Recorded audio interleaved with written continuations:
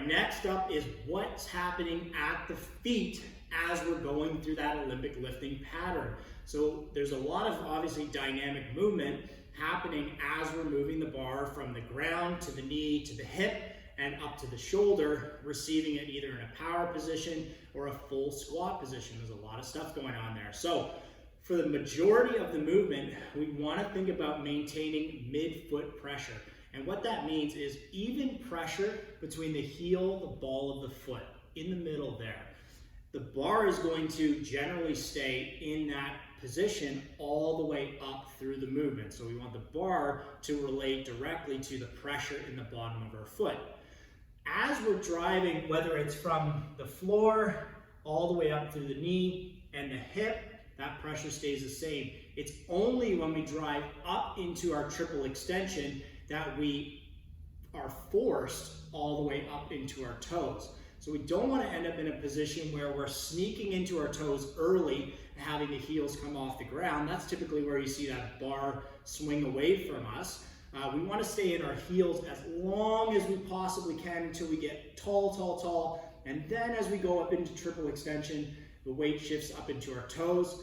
And then the next thing that happens is the foot is going to leave the ground. So it is almost like a domino effect that as we're going through that leg drive, that the next possible thing to happen is the foot has to come off the ground. We're driving so hard in that we're creating momentum with the bar in our body to leave the ground altogether. So as we go up into triple extension, the next thing that's going to happen is our feet are going to jump out and even back slightly. We can think about like we're trying to move backwards. This is just going to mitigate an error that we'll talk about in a little bit. So as we get up into the toes, the next thing that happens, the bar is in our high pull position. Then as the elbow goes under the bar to receive it in our front rack position, our feet are going to jump out and down to receive the bar. So this is going to put us in that really strong athletic position where the bar is going to be received on the shoulder, not crashing because we've kept it really nice and close. And our feet are in a really solid base to stop the weight from crashing to the ground. So in a little bit more speed, we'll go from that high hang position. We're driving through midfoot and heel until we can't anymore. Then we're up into our toe and then receiving the bar in that really nice and strong position.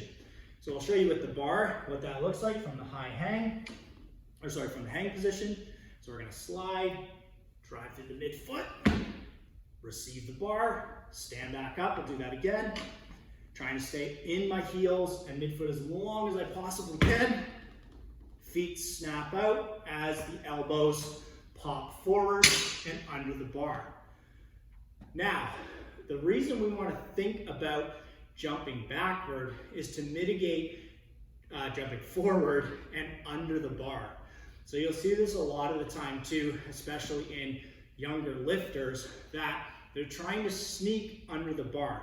So what you get as a pattern is up and jumping forward. So there's a few different things happening here, but definitely some stuff that we want to avoid. One of those things is we're not actually going to get into triple extension because we're getting to about here and thinking, I got to get under the bar. So people will sneak forward and jump under the bar. Usually what that leads to is, one, we lose a ton of power because we're not getting all the way up into extension. And two, we typically will get that reverse bicep curl because we're thinking about jumping forward and under the bar. This is where a lot of early lifts are missed because now our momentum is going forward, we've got weight, that weight is going to be dropped forward a lot of the time. So if we can think about moving backward, right, then we're going to pull the bar onto our shoulder rather than trying to move our body to the bar, and that receiving position and the smoothness of that receiving of the bar is going to lead to not crashing on the shoulders, not having those bruises and redness in the shoulders if we're doing a good job of timing the receiving position.